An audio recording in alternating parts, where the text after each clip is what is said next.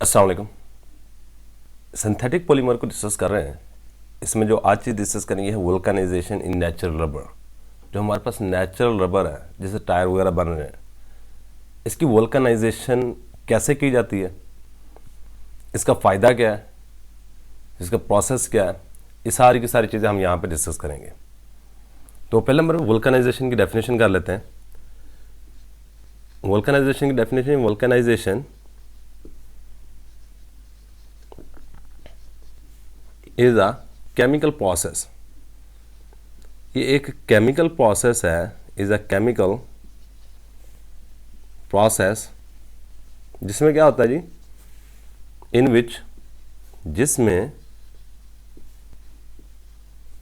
In which the rubber, natural rubber भी कह सकते हैं, द नेचुरल रबर, जो कुदरती रबर है, the natural rubber is heated, इसको गर्म किया जाता है, विद सल्फर, सल्फर के साथ, with sulphur accelerator, accelerator and activator, at 140 degree Celsius temperature, at 140 degree Celsius temperature. इस प्रोसेस को हम नाम दे रहे होते हैं वल्कनाइजेशन का। क्या नाम दे रहे होते हैं? वल्कनाइजेशन का। क्या आपने क्या करना है जी, नेचुरल रबर रहनी है, नेचुरल रबर, और इसमें आपने ऐड कर देना है सल्फर को। किसको? सल्फर को ऐड कर देना है 140 डिग्री सेल्सियस टेम्परेचर पे। अब जैसे 140 डिग्री सेल्सियस टेम्परेचर पे सल्फर को ऐड करते हो तो वल्कनाइजेशन हो जाती है। और नेचुरल रबर बेसिकली होती है स्ट्रेट चेन। क्या होती है जी? स्ट्रेट चेन होती है।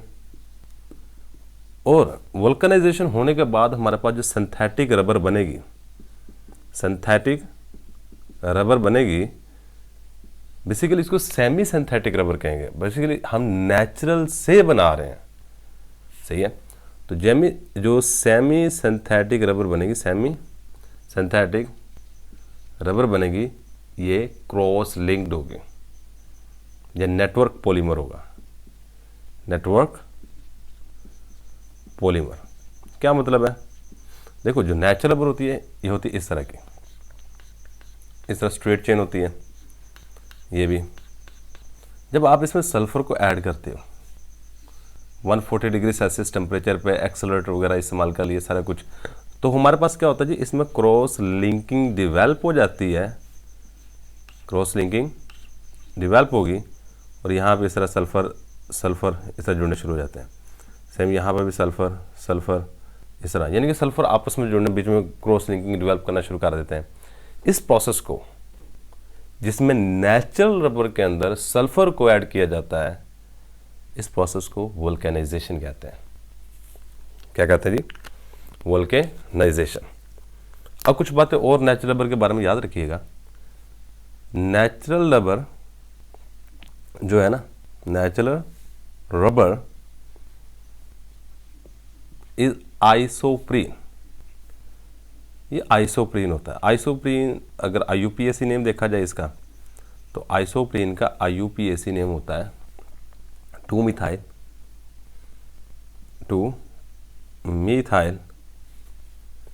1,3,1,3 ब्यूटाडाइईन। ये हमारे पास आइसोप्रीन का IUPAC नेम। अगर इसकी स्ट्रक्चर देखी जाए तो कुछ इस तरह की होगी। CH, single bond CH, single bond CH। देखो, डाइईन है, ब्यूटा, मतलब 4 कार्बन एटम होंगे, 4 कार्बन एटम लगा लिए। डाई 2 होंगे, इन डबल बॉन्ड किस किस पोजीशन पे? पहली पोजीशन पे और तीसरी पे। पहली पे डबल बॉन्ड लगा दिया और तीसरी पे डबल बॉन्ड लगा दिया। फिर पहला कार्बन, दूसरा, तीसरा, पहले पोजीशन पे और तीसरी पोजीशन पे हमने डबल बॉन्ड लगा दिया है। और इसमें दूसरी पोजीशन पे, मतलब इस पोजीशन पे हमारे पास एक मिथाइल ग्रुप लगा हुआ है। क्या लगा हुआ है? हमारे पास एक मिथाइल ग्रुप। बाकी आपने हाइड्रोजन को बराबर करना है, हाइड्रोजन को बराबर कर लेते हैं। यहाँ पे 2 हाइड्रोजन आएंगे, यहाँ पे एक ही, और यहाँ पे 2 हाइड्रोजन आएंगी। ले ये थे हमारे पास आइसोप्रीन, या फिर 2 मिथाइल 1,3 ब्यूटाडाइइन। ये जो है ना, ये इतनी सारी चीज़, ये हमारे पास नेचुरल रबर का मोनोमर है। क्या है? It is a monomer of, it is a monomer, ये मोनोमर है, monomer of natural rubber, natural rubber. ये नेचुरल रबर का मोनोमर है। ये बात आपने याद रखनी है। ठीक हो गया? अब हम वोल्केनाइजेशन करते क्यों हैं? इसका एडवांटेज क्या है? Advantage of vulcanisation, advantages of vulcanisation. अब जो रबर होती है ना, इसके अंदर ये वाली क्वालिटीज़ को पैदा करने के लिए, सम एक्स्ट्रा फीचर्स को पैदा करने के लिए हम वोल्केनाइजेशन करते हैं। So, vulcanization is done to produce, vulcanization is done to produce, vulcanization कर रहे होते हैं पैदा करने के लिए, to produce elasticity, elasticity, resilience, resilience, resilience, tensile strength, tensile strength, hardness, hardness, and weather resistant in rubber, weather resistant, resistant in rubber. मतलब बहुत सारी अच्छी क्वालिटीज़ हैं जिनको पैदा करने के लिए, मतलब वेदर रेजिस्टेंट, कि मौसम का कोई असर ना हो, गर्मियों में टायर वगैरह ख़राब ना हो, बीच में क्रैक ना पड़ जाए, सही है। उसको रबर को हार्ड करने के लिए उसकी वोल्कनाइजेशन की जाती है। तो ये चाहते हैं कि हमारे पास पॉइंट्स हैं जिसकी वजह से हम वोल्कनाइजेशन कर रहे होते हैं, सही है, जिसकी वजह से हम क्या कर रहे होते हैं जी, वोल्कनाइजेशन कर रहे होते हैं। अब वोल्कनाइजेशन होती कैसे? देखिए पहले नेचुरल रबर की थोड़ी स्ट्रक्चर देख लो। ये जब ये वाली चीज़ मिलती है, आइसोप्रीन या फिर 1,3 ब्यूटाडाइइन, तो हमारे पास पॉलीमर कुछ इस तरह का बनता है। चेक कीजिएगा, तो यहाँ पे बना ही लेते हैं। ये हमारे पास मोनोमर है, क्या है जी, CH2 डबल बॉन्ड C, इसके साथ लगा हुआ जी CH3, ये वाला मोनोमर बना रहा हूँ। फिर CH है, फिर डबल बॉन्ड CH2 है। जब 2 मोनोमर आपस में जुड़ेंगे तो कुछ ये वाला काम होगा। फिर दोबारा हमारे पास आ जाएगा CH2 double bond C, CH, ऊपर CH3 लिख देते हैं, CH3, CH double bond CH2। Simple सा काम है, ये वाला बॉन्ड यहाँ पे ट्रांसफ़र हो जाता है और हमारे पास पॉलीमर बन जाता है। और इस तरह ये काम चलता रहता है।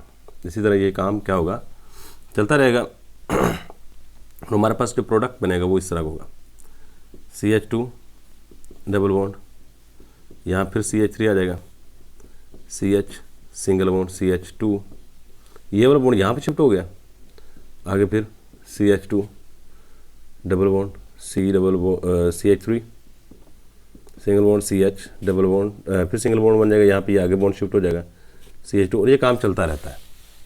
और ये काम क्या होता है जी, हमारे पास चलता रहता है जब तक आप इसमें कोई टर्मिनेटर या फिर पॉलीमराइजेशन को रोक ना दो। अच्छा, अब ये तो थी नेचुरल रबर, सीधी सी बात है। अब इसी तरह का एक और पॉलीमर में नीचे बनाऊंगा, इसी तरह एग्जैक्ट CH2 डबल बॉन्ड, नीचे की तरफ मैं CH3 लगाऊंगा, नीचे की तरफ क्या लगाऊंगा मैं CH3। CH से समझने के लिए नीचे की तरफ ना ऊपर नीचे जहाँ मर्जी लगा दूँ वो आपकी अपनी मर्जी है, सही है। यहाँ पे फिर नीचे की तरफ आ जाएगा हमारे पास CH3 CH2 and then so on, ठीक हो गया। अब यहाँ पे जो डबल बॉन्ड है यहाँ पे डबल बॉन्ड आएगा, ठीक है, सही। अब यहाँ पे हुआ क्या है, यहाँ पे बॉन्ड ये वाला हाइड्रोजन यहाँ से कम हो जाए। अब बेसिकली आपने ये समझना है कि वोल्केनाइजेशन में होता क्या है, वोल्केनाइजेशन में हो क्या रहा होता है बेसिकली प्रोसेस। अब यहाँ पे गौर कीजिएगा, क्या चीज़ गौर करने वाली है, इस चीज़ को चेक कीजिएगा। हमारे पास आपने इसमें ये वाले एक पॉलीमर है, ये दूसरा पॉलीमर है। नेचुरल रबर के अंदर जो मैंने कहा स्ट्रेट लाइन होते हैं, ये इसी तरह जुड़े होते हैं। ये एक पॉलीमर और ये हमारे पास है जी दूसरा पॉलीमर। आपने इसके अंदर ऐड कर देनी है सल्फर को, सल्फर ऐड कर दो, और जैसे ही सल्फर को ऐड करोगे यहाँ पे वोल्केनाइजेशन हो जाएगी।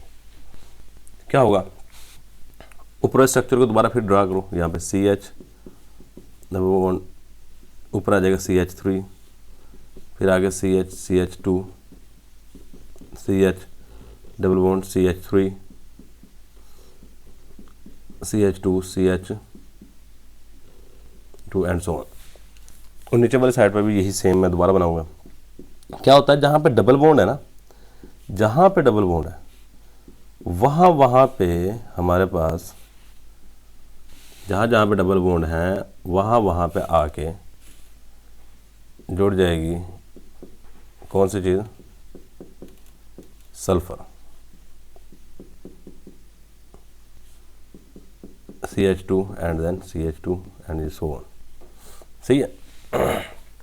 अब यहाँ पे क्या जी, यहाँ पे डबल बॉन्ड है इस कार्बन के दरम्यान में और इस कार्बन के दरम्यान में, इस कार्बन के दरम्यान डबल बॉन्ड है, इस कार्बन के दरम्यान है। यहाँ पे एक सल्फर जुड़ेगा, यहाँ पे इस तरह सेम, और ये जो डबल बॉन्ड है ये कन्वर्ट हो जाएगा किस में, सिंगल बॉन्ड में। ये किस में कन्वर्ट हो जाएगा, ये वाला डबल बॉन्ड सिंगल बॉन्ड में गया, ये वाला डबल बॉन्ड भी सिंगल बॉन्ड में जाएगा। सेम काम यहाँ पे इस कार्बन और इस कार्बन के दरम्यान डबल बॉन्ड है, सही है। तो यहाँ पे एक सल्फर जुड़ेगा, एक सल्फर यहाँ पे जुड़ेगा, सेम काम यहाँ पे, एक सल्फर यहाँ पे जुड़ेगा, एक सल्फर यहाँ पे जुड़ेगा, सही है। तो ये हमारे पास आ गया जी, और ये काम पूरे रबर के अंदर चलता है, सही है। अगर आप यहाँ पे गौर करो तो आपके डबल बॉन्ड कन्वर्ट हो रहे हैं सिंगल बॉन्ड में, सही है। इन वोल्केनाइजेशन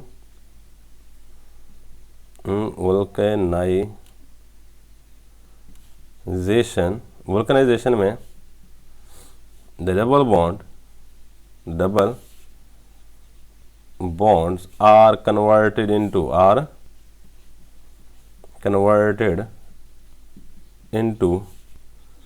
single bond। इसके एक और भी मतलब है कि वोल्केनाइजेशन में अनसैचुरेटेड कंपाउंड कन्वर्ट हो जाता है सैचुरेटेड कंपाउंड में, सही है। ये एक बात याद रखिए, in vulcanisation in this process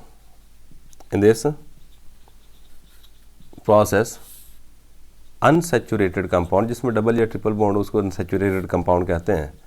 unsaturated compound is converted, ये बदल जाता है, किस में बदल जाता है, is converted into saturated compound. एक अनसैचुरेटेड कंपाउंड सैचुरेटेड कंपाउंड में बदल जाता है। भाई ये बात आपने याद रखनी है। तो ये था ही हमारे पास आज का लेक्चर, इसको अच्छे तरीके से देख लीजिएगा, इसकी स्क्रीनशॉट ले लो, सही, सिंपल बातें याद रखिएगा। इसका मोनोमर क्या है नेचुरल रबर का, वोल्केनाइजेशन करवाई क्यों जाती है, कुछ ना कुछ एडवांटेज हैं तो करवा रहे हैं ना। वोल्केनाइजेशन में नेचुरल रबर के साथ होता क्या है, सल्फर कहाँ पे जाकर जुड़ता है, जहाँ पे डबल बॉन्ड होंगे, ये बात याद रखिएगा, जहाँ पे डबल बॉन्ड होंगे वहीं पे जाके सल्फर जुड़ेगा, वहीं पे जाके सल्फर जुड़ेगा। ये एक छोटी सी बात अपने ज़हन में रखिएगा, जहाँ पे डबल बॉन्ड होंगे वहीं पे जाके ही सल्फर जुड़ता है। ठीक हो गया। तो ये था जी हमारे पास आज का लेक्चर। इसको देख लीजिएगा अच्छे तरीके से, इसका स्क्रीनशॉट लाजमी ले लीजिएगा। बेसिक कॉन्सेप्ट याद रखिएगा। वोल्कनाइजेशन में क्या होता है कि हम सल्फ़र को ऐड करते हैं और अनसेचुरेटेड कंपाउंड सैचुरेटेड में कन्वर्ट हो जाता है। इसकी मैं और भी एग्जांपल दे सकता हूँ। जैसे ऑयल है वो अनसेचुरेटेड है, वो लिक्विड फॉर्म में एग्जिस्ट करता है। जैसे वो सैचुरेटेड होता है वो सॉलिड फॉर्म में चला जाता है। सेम काम यहाँ पे हार्डनेस पैदा करने के लिए भी इसमें वोल्कनाइजेशन करवाई जाती है। ये भी याद रखिएगा। जब अनसैचुरेटेड से सैचुरेटेड में जाएगा तो वो हार्ड हो जाएगा। सही सेम काम रबर के साथ किया जाता है। हम अनसैचुरेटेड से बेसिकली कन्वर्ट करते हैं सैचुरेटेड में, इसको हार्ड करने के लिए। और ये वाली जो हुई है यहाँ पे क्रॉस लिंकिंग हुई है, मतलब दो मॉलिक्यूल के दरमियान या दो पॉलीमर के दरमियान में क्रॉस लिंकिंग हो रही है। सही है। तो ये सिंपल सी बात आपने याद रखनी है। तो यही हमारे पास आज का लेक्चर। अल्लाह हाफिज़।